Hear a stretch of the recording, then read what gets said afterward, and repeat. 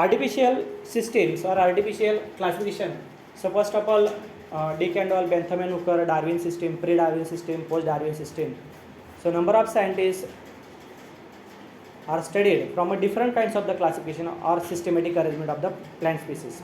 First of all, the natural system or artificial system and phylogenetic system. So artificial systems, so scientists who have been studied only for bryophyte, pteridophyte, gymnosperm and angiosperm, all the kinds of plant species are differentiated.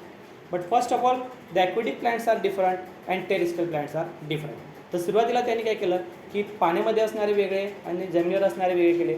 त्याच्यानंतर त्यांनी मात्र जसं day by day so lot of the kind of plant species are different characters to indicate. First of all that the flowering and non flowering plants. मग त्यामध्ये काहींना फुलं येतात, काहींना फुलं येत नाहीत, तसे त्यांनी वेगळे केले. कलर ऑफ द फ्लावर्स, सुरुवातीला कुठले कलर असणार आहेत ते. नंतर मग desert area, mountain area, hill regions area, असं प्रत्येक ठिकाणी त्या ठिकाणी जिओग्राफिकल डिस्ट्रीब्युशननुसार ते प्लॅन्ट्सचं आयडेंटिफिकेशन केलं. So are completely are artificial system of classification. तर सुरुवातीला त्यांनी आर्टिफिशियल मेथड अप्लाय केली आणि त्या ठिकाणी तो जो काही प्लॅन्ट्सचे आपल्याला डिफरन्शिएट करायचे होते ते मात्र त्यांनी आर्टिफिशियली मेन्शन केलं. बघा, classification organisms for say convenience and primarily for the case of identification classification based on single character of few characters at a time. Single character of a few characters. एक character त्यांनी घेतलं की फुलं असणारे वेगळे करा, फुलं नसलेले वेगळे करा. जर फुलं असेल मग त्याच्यामध्ये गॅमोपेटॅलिक, पॉलिपेटॅलिक पुढे आहेत ते जसं फायलोनिक रिलेशनशिपमध्ये येणारच आहे. पण त्यामध्ये पण त्यांनी वेगळे केलेले, मोठे फुलं असणारे, लहान फुले असणारे, मग फुलांचा बंच असणारे, ग्रुप ऑफ फ्लावर असणारे, कधी कधी solitary flower, group of flower.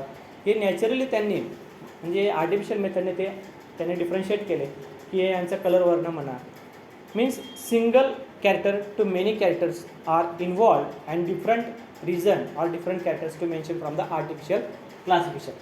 तर प्लॅन्टचं त्यांनी आर्टिफिशियल क्लासिफिकेशन करताना एकच कॅरेक्टर घेतलं, फुलं असणारे आणि फुलं नसणारे सुरुवातीला. पण जसं त्यांनी फुलं पाहत गेले त्या ठिकाणी त्यांना कॉम्प्लिकेशन येत गेले. कॉम्प्लिकेशन येताना बरेचसे रेड कलरचे आले, बरेचसे त्या ठिकाणी व्हायलेट कलरचे आले. मग याच्यामध्ये आपण डिफरन्शिएट करू शकत नाही. मग रेड कलरचे केल्यानंतर त्यांनी अजून पाहिले की अरे याच्यामध्ये साम्य आढळले, मग त्याला परत त्यांनी वेगळे केले. So Bentham and Hooker systems are applied from the phylogenetic system. आणि नंतरचे जे सायंटिस्ट येत गेले तर त्यांना मात्र त्याच्यात दिसले की याच्यामध्ये सारखे कॅरेक्टर आहे, मग याला कशा पद्धतीने आपण डिफरन्शिएट करणार आहे. सो की फॅक्टर्स आर मेन्शन. मग त्या ठिकाणी त्यांनी पुढे की फॅक्टर मेन्शन केले. And lot of the characters are different whole plant body. सगळ्याच प्लॅन बॉडींचे जे कॅरेक्टर त्यांनी मेन्शन केले आणि नंतर मग त्यांनी ते डिफरन्शिएट केले. आता बरेच वेळेस कॅरेक्टर आपण पाहतो की मी असं म्हणेल तुम्हाला एक एक्झाम्पल म्हणून सांगेल, फ्लावरवरनं म्हणा किंवा फ्रूटवरनं म्हणा. मँगो असणारे किंवा ऑरेंज असेल, हे दोन्ही फ्रूट्स आहेत, पण हे दोन्ही सारखे का? नाही, डिफरंट आहे. कशावरनं?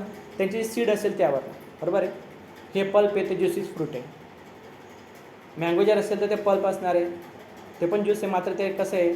आणि ऑरेंज असेल, लेमन असेल, ते मात्र वेगळं असणार आहे. So completely are different characters. Fruit, इंट्रोसेस, फ्लावर, होल पार्ट्स, इवन अगदी रूटपासून तर फ्रूटपर्यंत त्यांनी फायलोनिक रिलेशनशिपने त्यांनी वेगळे केलेले आहेत. मी सायमल्टेनियसली ते पण सांगतो आहे, फायलोनिक पण सांगतो आहे, पण आर्टिफिशियल समजण्यासाठी फायलोनिक इम्पॉर्टन्स आहे. पण सगळ्यात पहिले जे शोध लागला तो कशाचा लागला आहे? Artificial. Then first the growing of the plants in herb, shrub and tree. सुरुवातीला त्यांनी काय केलं? एक तर ते फुलं असणारे, फुलं नसणारे.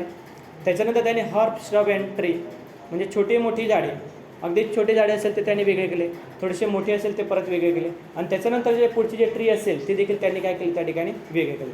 So first of all the artificial classification are differentiate from herb, shrub and tree. म्हणजे छोटीशी झाडं आपण म्हटले अगदी 2 फुटापर्यंतचे झाडं असणार आहेत ते त्यांनी वेगळे केले. 2 ते 5-7 फुटापर्यंतचे झाडं असेल ते त्यांनी वेगळे केले. आणि नंतरचे जे मोठे ट्री असणारे म्हणजे अगदी आपण आंबा म्हणतो, आपण मँगो असणारे, ॲजेरिका इंडिका, मॅग्निफिरा इंडिका, कडुलिंब असणारे किंवा मँगो असणारे, हे ट्रीमध्ये त्यांनी कन्सिडर केलेले. मला सांगा, तुम्ही कॉटनचे जे ट्री असणार आहे तुम्ही त्याला ट्री म्हणणार आहे का? कॉटनचे जे प्लॅन्ट आहे त्याला ट्री म्हणणार का? नाही म्हणू शकत, कारण की ते कशामध्ये असणार आहे? हर्बमध्ये त्याला आपण कन्सिडर केलं. किंवा तुळस असणार आहे आपल्याकडे, आसिमम सॅन्टम आपण म्हणणार आहे, कशामध्ये असणार आहे? तुळसला आपण झाड म्हणणार का? नाही, तर ते हर्बमध्ये असणार आहे. म्हणून त्या ठिकाणी हर्ब, श्रब आणि ट्री त्याला म्हणणार आपण छोटी मोठी झाड. सहज आपण छोटी म्हणजे काय? लहान असणार आहे. यानुसार आपण ते डिफरन्शिएट करू शकतो. So the main character of the artificial classification. Artificial क्लासिफिकेशनमध्ये त्यांनी एक कॅरेक्टर मेन्शन केलं की त्याच्या हाईटवरनं आपण त्याला डिफरन्शिएट करून टाकतो. मग ते काय आलं, त्याने हॉर्बमध्ये टाकून दिले. छोटी असणार आहे, 2 फुटापेक्षा खाली असेल किंवा 5 फुटापेक्षा खाली असेल, त्याला त्याने वेगळे केले. परत त्याच्यामध्ये ॲन्युअल आणि पेरिनियल, वर्षातनं 2 वेळेस येणारे वेगळे किंवा वर्षातनं 1 वेळेस येणारं प्लांट हे वेगळे. यानुसार त्याने सगळे डिफरन्शिएट केले आणि वेगळ्या ग्रुपमध्ये त्या ठिकाणी टाकले. So this methods are applied from the artificial classification. Okay. So Aristotle पहिला त्याच्यामध्ये सायंटिस्ट आलेला आहे, तो आहे Aristotle. Theophrastus were noted winter among the outstanding. A Greek naturalist Theophast described classify of 500 plant into the herb, shrub and tree. सुरुवातीला त्यांनी Aristotle आणि थिओफास्ट जर असेल यांनी साधारणतः 500 झाडं त्या ठिकाणी डिफरन्शिएट केले आणि प्रत्येकामध्ये त्यांनी वेगळे केले, हर्ब वेगळे, श्रब वेगळे आणि ट्री वेगळे. नंतर पुढे through the transitions periods workers like in Bauhinia, Caesalpinia, Roy, Magnol, Rudolph derived from some cognitions about the works which show a grouping of towards the natural arrangement of plant groups. Natural arrangement of plant group. आता सिझल्पिनियाचे जे members असणार आहे, सिझल्पिनिया म्हणजे काय की ज्याच्यामध्ये मोठे मोठे झाडे असतात आणि ज्याच्यामध्ये ते जे सिझल्पिनियाचे मेंबर्स आपण त्याला म्हणणार आहे, ज्यांना शेंगा लागतात. अगदी आपण बरेचसे बघा पाहिलेसला आपण अकेशियाच्या मेंबर्समध्ये पण असणारे कधी कधी ज्याला मोठमोठे शेंगा लागतात, मोठेच ट्री असणार आहेत. जसं आपण याला एक एक्झाम्पल सांगा, गुलमोहरचं तुम्ही पाहिलं असेल बघा, त्याच्या मोठ्या शेंगा असतात. फ्रूटसारखं असणार आहे का? नाही. त्याच्यामध्ये प्रत्येक याच्यामध्ये काय seeds are arrangement from the one about the other as each placenta. प्रत्येक सेपरेट याच्यामध्ये ते मात्र या ठिकाणी प्रेझेंट असणार आहे.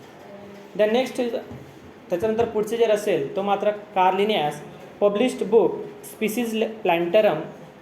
तर काय केलं या ठिकाणी कार्लिनियाजने या ठिकाणी एक पब्लिश केलं एक बुक आणि त्याचं नाव दिलं त्यांनी Species Plantarum, Genera Plantarum, in which describe the artificial system exclusively based on the number of arrangement of floral parts. Based of number of floral parts.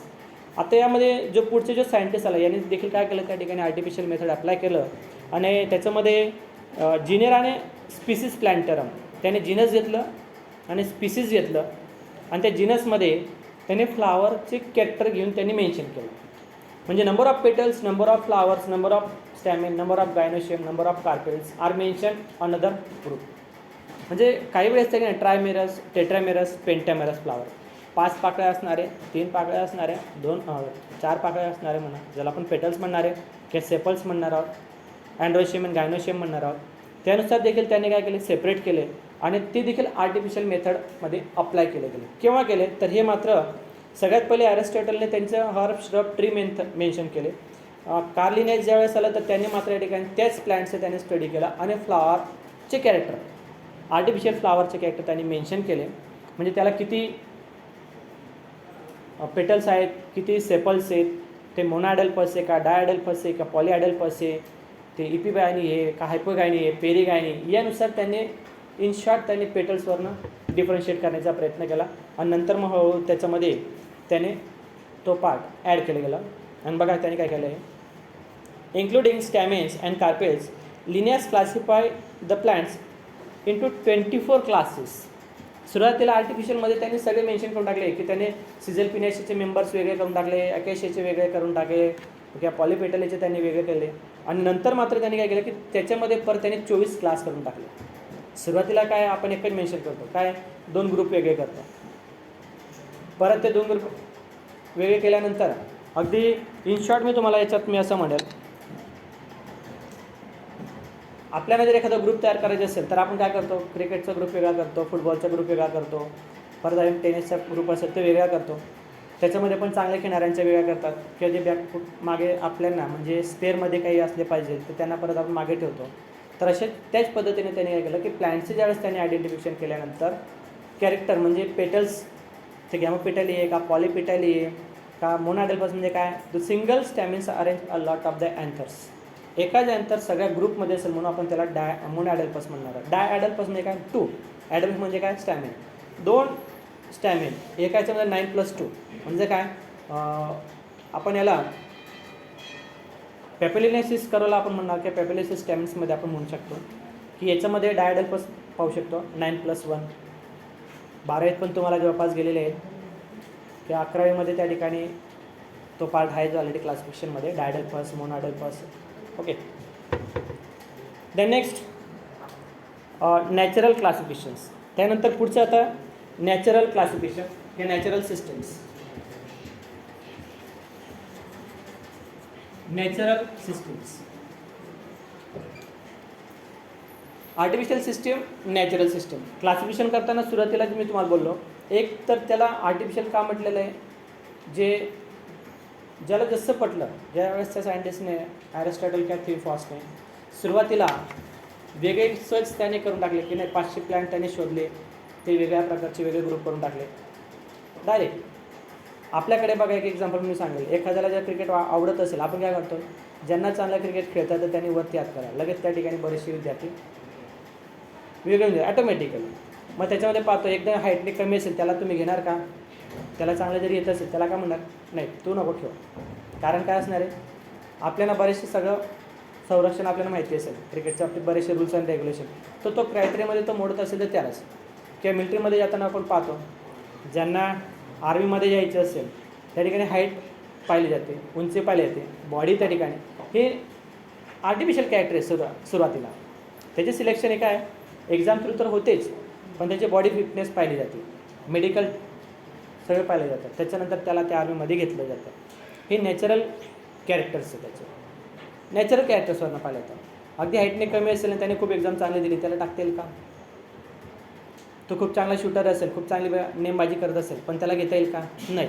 बाउंड्रीवर त्याला पळता येणार नाही, का उपयोग होणार आहे का?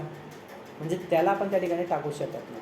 तसं या ठिकाणी सेकंड मेथड असणार या ठिकाणी आता natural systems. So natural systems, एक मिनटं,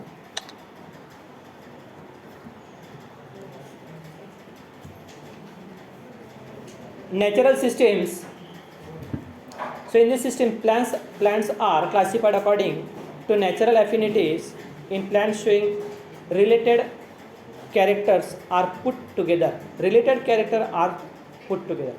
Affinities म्हणजे या ठिकाणी असं म्हटलं आहे की affinities त्या कॅरेक्टरशी जुळलेले काही कॅरेक्टर जर दुसऱ्या प्लांट्समध्ये असेल तर त्याला नॅचरली तुम्ही त्याच्यामध्ये टाकू शकता, त्याच्यासारखे असेल तर. म्हणजे उदाहरणार्थ काटेरी झुडपे किंवा वनस्पती तुम्ही अकेशियाचे मेंबर्स आहेत असं मेन्शन करू शकतात.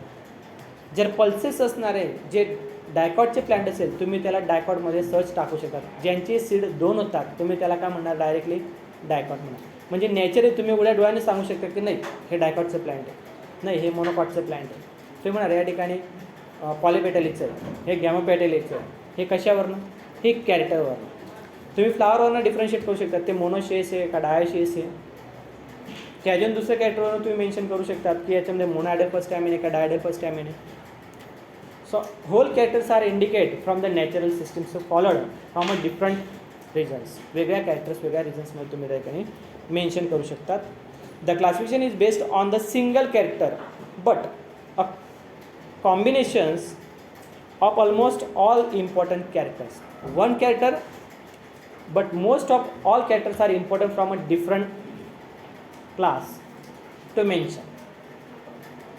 एकच कॅरेक्टर घ्या पण तो त्या ठिकाणी सुटेबल आहेत का त्यानुसार तुम्ही त्याला दुसऱ्या याच्यामध्ये ॲड करू शकता. अदरवाईज ते त्या ठिकाणी ॲड होणार नाही.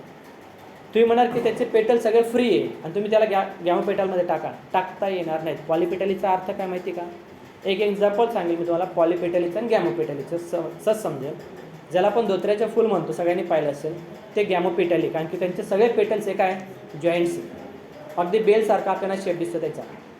त्याच ठिकाणी तुम्ही पॉलीपेटलचं एक्झाम्पल, ज्यांना जास्वंद सगळ्यांना माहिती, त्यांचे सगळे पेटल्स कसे मोकळे फ्री आहे. तुम्ही त्याला धोत्र्याच्या फुलला आणि जास्वंदाच्या फुलाला एका ग्रुपमध्ये मेन्शन करू शकतात का? नाही. कारण काय असणार आहे, त्याचे कलर पण वेगळा आहे आणि त्यांची जी अरेंजमेंट आहे फ्लावरची, जे पेटल्स आहे त्यांची अरेंजमेंट काय डिफरंट आहे. म्हणजे तुम्ही त्याला मालवेसीचे मेंबर्स जे असेल ते सोलॅनेसीमध्ये टाकू शकत नाही. मालवेसीचे जर असेल तर ते मी त्याला जास्वंदी जे असणार त्याला हिबिस्कस रोजा सायनेसिस म्हणतो. माल्वेसी फॅमिलीमधलं मेंबर्स आहे ते. आणि सोलॅनेसीमध्ये जर असेल तर ते मात्र ज्याला आपण धोत्रा म्हणणार आहोत ते त्याच्यामध्ये येणार आहे. ते तुम्ही त्याला त्याच्यात ॲड करू शकता, म्हणजे कुठेही एकमेकांमध्ये टाकू शकता. हा तुम्ही म्हणा की दोन्ही फुल आहे, but single character and whole characters to mention त्याच्याशी रिलेटेड, फ्लावरच्या कॅरेक्टरशी रिलेटेड तुम्ही डिफरन्शिएट करण्यासाठी सुद्धा त्याचा वापर करतात किंवा ॲड करण्यासाठी सुद्धा वापर करतात. त्याला मॅच होत असेल तर तुम्ही त्याच्यात टाकू शकता. एक्झाम्पल मी सांगेल अजून मालवेसीच्या बाबतीत, मालवेसीच्या मेंबरच्या बाबतीत एक जास्वंदाचं, दुसरं लेडी फिंगर म्हणजे भेंडीचं आणि तिसरं कॉटन हे मालवेसीचे मेंबर्स आहे. आणि सगळ्यांचे पेटल जर असेल तर हे मोनोॲडल्पस स्टॅमेन आहे. आणि सगळ्यांचे पेटल जर असेल तर ते मात्र फ्री आहे. कलर जर पाहिला तर एका ठिकाणी तुम्हाला येलोइश व्हाईट आणि व्हाईट किंवा रेड आणि इकडे मात्र रेड. तुम्ही कापसाच्या शेतात गेले तुम्हाला व्हाईट फ्लावर पण दिसतात, ते रेड फ्लावर पण दिसतात. भेंडीचं जर पाहिलं तुम्हाला येलोइश व्हाईट दिसणार. आणि हिबिस्कस रोजा सायनेस जर पाहिलं तर त्या ठिकाणी मात्र तुम्हाला रेडिश दिसणार. हा एकाच ग्रुपमधले मेंबर्स आहे, एकाच फॅमिलीचे मेंबर्स आहे. ते मालवेसीमध्ये काउंट केलेले आहेत. मग ते मालवेसीमध्ये टाकण्याचं कारण काय असणार आहे, मोनोॲडल्पस स्टॅमेन्स. त्यांचे स्टॅमिन, सगळे स्टॅमिनोड्स हे एका स्टॅममध्ये, अँड्रोशियनचे सगळे स्टॅमिन हे एका याच्यामध्ये अटॅच आहेत, म्हणून त्याला नाव दिलं आहे monadelphous. Ad, mono means single, ad म्हणजे ॲडिशन. मोनोॲडल्पस स्टॅमिन, सगळे स्टॅमिन एका याच्यामध्ये ॲड झाले म्हणून त्याला नावच दिलं आहे मोनोॲडल्पस स्टॅमिन्स. डाय म्हणजे काय, दोन स्टॅमिनोड वेगळे होऊन गेले, दोन स्टॅमिन, 9+1. पॉली म्हणजे काय, मोर दॅन 2, दोनापेक्षा जास्त जे स्टॅमिन आले तर त्या ठिकाणी आपण त्याला पॉलीॲडल्पस स्टॅमिन असं म्हणणार आहोत. It is based on the old principles of fixity of the species, that is characters of species remain constant and unchanged. Consequently does not believe in the principles of evolution. Does not believe in the principles of evolutions. आता evolution म्हणजे काय, उत्क्रांती. So most of the kind of plant species are evolve characters to add or mention. काही ठिकाणी काही character जर असेल तर ते मात्र दोन्ही प्लांट्समध्ये दाखवतात. From example Gnetum, निटिफिर.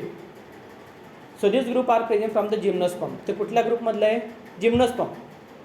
But influences position or flowering positions the whole characters mention from Dicotyledonae. निटमचे असं कॅरेक्टर आहेत की ते मात्र पूर्ण लीपपर्यंत, फ्लावरपर्यंत ते जिम्नोस्पर्मचं कॅरेक्टर एंजिओस्पर्मचे कॅरेक्टर त्या ठिकाणी मेन्शन करतात. मात्र ज्यावेळेस त्यांना फ्रुटिंग पोझिशन येते तर त्यावेळेस मात्र नेकेड ओव्हिल्स, त्यांचे ओव्हिल्स कसे असणार, सगळे ओपन असतात. म्हणून त्याला कशामध्ये टाकलेलं आहे, जिम्नोस्पर्ममध्ये. म्हणजे या ठिकाणी काय आलं, द कॅरेक्टर्स आर इव्हॉल्व. ते कॅरेक्टर त्या ठिकाणी काय झाले, इव्हॉल्व झाले. Okay. Then another example from phyllode. तुमचं प्रॅक्टिकलला 12वीला हे गेलेत phyllode. Dicot and monocot leaf are both the characters are mention. याच्यामध्ये जर तुम्ही पाहिलं तर ती जी लीफ असेल त्या स्टॅमिनमध्ये इथं मात्र पॅरेलल व्हेनेशन्स गेले आहेत. And apex parts are pinnately compound leaf. So these are both characters are mentioned from monocot and dicot. Monocot चे पॅरलल व्हेरिएशन असणार आहे. So these characters are formation from this. इथे आपल्याला थोडासा ब्रॉड असा एक पार्ट दिसणार आहे आणि तो मात्र आपल्याला एक कॅरेक्टर मेन्शन करतं की ती जे लीफ आहे हे मोनोकॉटचे लीफ सारखं. वास्तविक त्या ठिकाणी आपण जर पाहिलं तर तो एक पार्ट्स त्या ठिकाणी पुढचे जे पार्ट्स त्या ठिकाणी जर पाहिला तर तो आपल्याला कसं दिसतो, पिन्नेटली कंपाऊंड लीफ. आणि पिन्नेटली कंपाऊंड जर असेल युनिकॉस्टेट रेटिक्युलेट व्हेनेशन सारखे कॅरेक्टर्स त्या ठिकाणी दाखवतात. आणि हे ॲकॅशियाचे कॅरेक्टर मेन्शन करतात. म्हणजे डायकॉट आणि मोनोकॉटचे दोन्ही कॅरेक्टर त्या ठिकाणी लीफमध्ये इंडिकेट केलेले आहेत. So highly evolve from monocot to dicot. Monocot नंतर डायकॉट त्या ठिकाणी फॉर्मेशन होत आहे. एवढं कॅरेक्टर आपल्याला फायलोड्समध्ये तुम्हाला 12th दाखवलेलं आहे. तुम्ही पाहिलं तर बघा ते डायग्रॅम. तर हे असे कॅरेक्टर जर आले तर आपण कुठले कॅरेक्टर मेन्शन करतो, नॅचरली इथले कॅरेक्टर जर असेल तर त्याला आपण डायकॉटमध्ये टाकलं जातं. कारण की ते काय, इव्हॉल्व, उत्क्रांती. आपण मागे जातोय का, आपण प्रगत होतोय. इव्होल्युशन म्हणजे काय, उत्क्रांती. तर ते मात्र काय, उत्क्रांती होणारे, प्रगती पथावर असणारे, म्हणून आपण त्या ठिकाणी ते कॅरेक्टर हे मेन्शन करणार आहे. फक्त 1 मिनटं तुमचा आवाज यायला नको, कारण की 15 मिनटापेक्षा जास्त जर रेकॉर्ड झालं तर प्रॉब्लेम क्रिएट होतो.